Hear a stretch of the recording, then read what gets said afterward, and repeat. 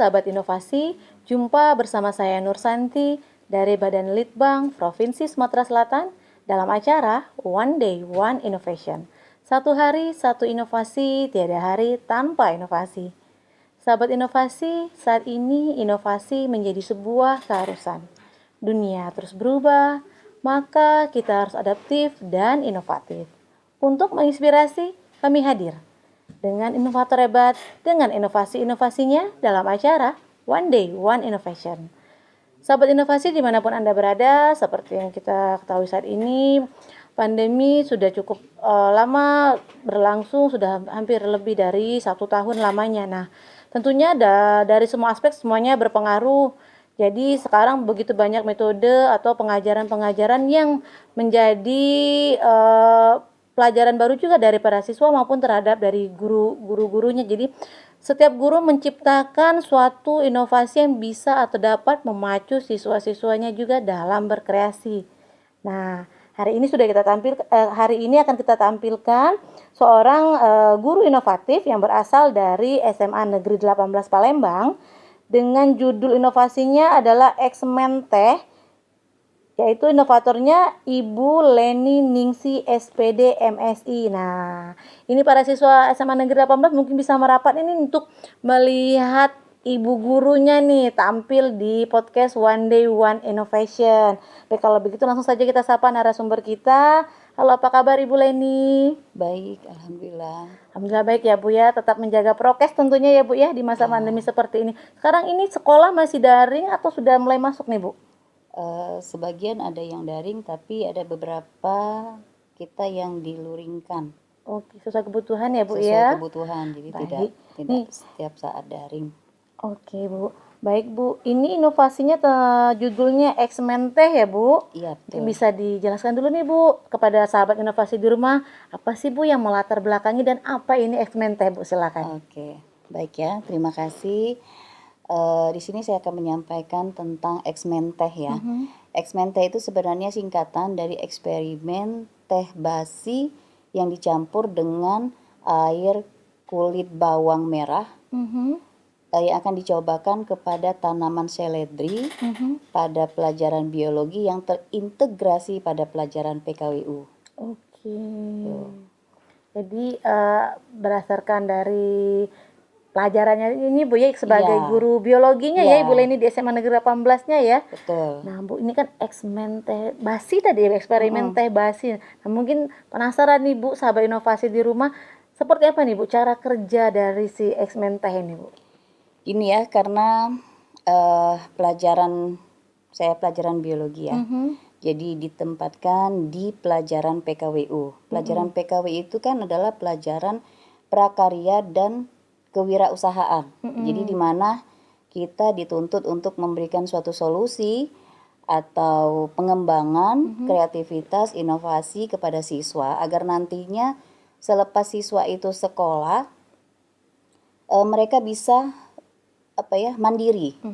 Nah, di pelajaran PKWU itu ada 4 bahasan, yaitu prakarya, teknologi, pengolahan makanan, dan budidaya. Karena saya dari biologi, maka saya lebih condong kepada budidaya. Seperti itu. Apalagi kan sekarang digalakkan budidaya tanaman hias seperti itu ya. Jadi dengan menggunakan pupuk. Nah, alasan itulah yang melatar belakangi kenapa saya menggunakan Eksmenteh.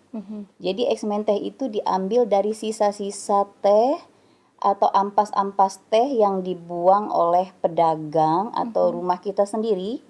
Yang seringkali kita kalau ada tamu ada sisanya gitu kan. Nah, biasanya kita buang-buang saja. Tapi kali ini kita cobakan, kita kumpulkan dan kita basikan. Jadi dibasikan itu lebih kurang sehari, semalam atau 2 hari. Tujuannya supaya dia terfermentasi, zat-zat yang ada di dalam teh itu bisa keluar dan bermanfaat.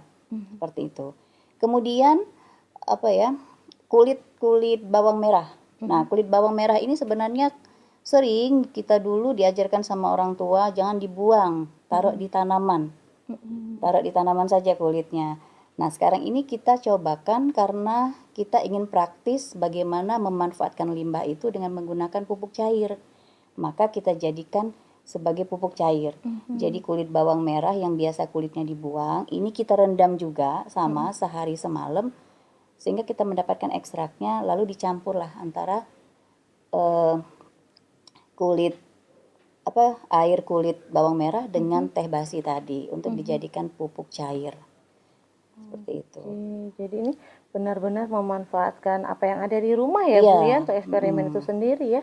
Bu, maaf tadi kan sempat menyinggung teh basi ya Bu, dibasikan dulu kurang lebih 1 malam ya. 1 malam, ya 1 malam. Jadi misalkan sore ini kita ambil, mungkin besok sore kita siramkan gitu. Jadi menyiramnya pada waktu sore seperti itu. Oke. Baik nih Ibu Leni tadi kan sempat menyinggung teh basi ya Bu ya.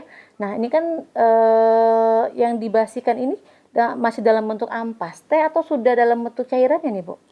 Jadi ketika kita buat teh kan biasanya ada ampasnya ya. Nah ampas itu kita siram lagi, kemudian kita basikan. Atau kalau memang masih banyak teh sisa, kita tidak perlu siram ampasnya tadi, cukup teh sisa itulah yang kita basikan. Seperti itu. Jadi cukup simpel sebenarnya. Cukup simpel ya Bu ya, dengan menyiramkan teh basi itu sudah berfungsi sebagai pupuk tadi ya Bu ya, bagi tanamannya Bu ya. Nah Bu, ini dari peminat dari siswa sendiri itu seperti apa Bu ketika diberikan pembelajaran seperti ini Bu? Jadi karena saya itu mengajar PKWU-nya di kelas IPS ya, saya orang biologi, orang IPA ditempatkan di kelas IPS, tentu animo siswa itu kan beragam. Betul. Ada yang kepengen tahu lebih, ada yang dah masa sih ada tugas baru lagi seperti itu ya, seperti itu. Jadi tapi kita buat program mereka kerja kelompok. Mereka kita kasih kesempatan mereka bekerja kelompok, kemudian kita mintakan mereka penelitian itu dilakukan pada tanaman seledri, tanaman sope. Jadi karena tanaman seledri mudah dan itu tidak sulit mencarinya, dan memang tanaman-tanaman berdaun itu umumnya membutuhkan nitrogen tinggi. Nah makanya kita jadikan pada tanaman seledri. Animo siswa ketika mereka mencobakan itu ya senang. Istilahnya pengalaman baru ya, terutama di kelas IPS. Pengalaman baru, oh begini rupanya berkebun itu. Antusias ya Bu ya? Iya, jadi rupanya menanam itu seperti ini, memberi pupuk ini begini. Karena saya suruh mereka untuk memfotokan hasil kegiatan mereka waktu menyiram itu. Jadi dikirimkan jadwalnya sore, mulai dari jam 4 sampai jam 5 itu kirimkan fotonya. Jadi mereka ketertarikannya di situ. Oke. Nah ini Bu, kalau boleh tahu nih Bu, tanamannya itu sendiri yang sudah tumbuh ya Bu ya, tinggal disiram saja ya? Atau ada tinggi tertentu nih untuk siswanya, contoh eksperimen tanamannya itu sendiri Bu? Kan seledri itu ada yang bentuk benih, bentuk biji, ada juga yang sudah dalam ukuran sekitar sekelingking ya, 2 cm, 3 cm seperti itu. Jadi ketika kita mencobakannya, ada yang masih baru, berarti dia memulai dari benih. Ada yang sudah jadi, berarti dia tinggal menyiram saja, seperti itu. Ya Bu, biasanya kan ini siswa IPS ya Bu ya, jadi semangatnya itu mungkin ya lebih penasaran gitu ya Bu ya, kenapa ini bisa begini. Nah, kalau perbedaan dia dari benih dan dari yang sudah ada tumbuh batangnya ya Bu, itu seperti apa tuh Bu? Kalau dari benih berarti kita perlakukan tuh dari awal ya. Jadi kalau kita sudah perlakukan dari awal, tentu tanaman itu sudah terlatih untuk menerima kondisi. Pupuk teh tadi ya. Jadi sudah menerima kondisi, ada yang dikasih pupuk cair tadi, ada yang dikasih air biasa kan. Tapi kalau misalkan kita sudah beli dalam kondisi tanaman itu sudah ada, sudah berbentuk, maka tentu dia harus mengalami aklimatisasi dulu atau penyesuaian dulu. Soalnya waktu kita beli mungkin dia sudah disiram dengan pupuk lain. Betul. Jadi seperti itu. Jadi mungkin agak lebih penyesuaian terhadap pupuk yang kita kasihkan itu agak lebih lama dibandingkan dengan kita memulai dari bibit dari benih tadi. Ini karena sudah penyesuaian dari benih tadi Bu ya, dari awal tumbuh dari awal ya sudah kita kelola kan. Betul. Nah ini Bu, ada masa panennya atau tidak nih Bu? karena itu rentang penelitian itu sekitar 3,5 bulan atau 4 bulan. Nah, ketika panen dibawa ke sekolah. Memang ada yang dibawa, ada yang dilakukan di sekolah, di greenhouse sekolah, ada yang anak-anak melakukan juga eksperimen di rumah. Jadi tingkat keberhasilan yang sudah sukses silakan bawa ke sekolah gitu untuk dipanen. Jadi memang semangatnya di situ ya Bu Iya. ya. Baik, nih Bu, kalau dari pengamatan Ibu sendiri nih Bu, pernah tidak Ibu mengamati dari tumbuhan yang seledri tidak menggunakan eksmente tadi dengan yang menggunakan eksmente itu ada perbedaan tidak Bu? Iya, sangat berbeda ya. Kalau menggunakan air biasa, ada kalanya tanaman itu menguning dan muncul bintik-bintik putih di sekitar tanaman tadi daunnya. Seperti itu ya. Bisa karena jamur atau hama yang menyerang tanaman seledri. Tetapi kalau kita siram dengan air eksmente itu dengan pupuk cair tadi, kemungkinan untuk ditemukan yang model seperti pada air biasa itu hampir sedikit atau katakanlah sangat sedikit. Karena salah satu faktor kegunaan dari air teh dan juga air kulit bawang merah itu salah satunya untuk mengusir hama. Jadi itu apa namanya tuh apa ya kalau kita untuk tanaman itu Mengandung zat tertentu? zat alami jadi itu. Jadi untuk perlindungan diri dia secara alami. Oke, jadi dia menghindari ya Bu ya terkena hamanya ya Bu ya. Iya. Berarti ini sangat bagus sekali nih sahabat inovasi di rumah ya Bu ya. Mungkin bisa dicoba juga nih. Saya juga ini penasaran ini Bu. Jadi pengen coba juga di rumah. Iya. Tapi ini baru mencobanya di tanaman seledri ya Bu ya. Iya. Atau mungkin pernah juga iseng-iseng mencoba di tanaman yang lain nih Bu. Kenapa acaranya itu harus di tanaman seledri? Karena kan tanaman seledri itu salah satu termasuk tanaman sayur berdaun ya. Artinya yang manfaatnya lebih banyak kita ambil daunnya. Betul. Ada kan juga tanaman sayur buah, misalkan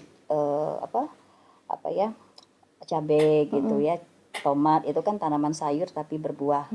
Nah, karena tanaman sayur berdaun, umumnya tanaman sayur berdaun itu mereka lebih membutuhkan banyak nitrogen.